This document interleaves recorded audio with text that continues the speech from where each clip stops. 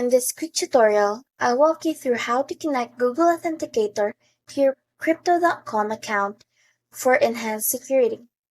First, open Crypto.com and log in. Once you're logged in, tap on Accounts and then head to your profile.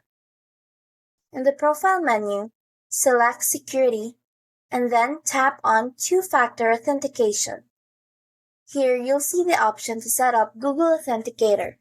Tap Enable under Google Authenticator. Now, open Google Authenticator app on your phone. If you don't have it, download it from the App Store or Google Play Store. Back on Crypto, you'll see a QR code and a 16-digit key.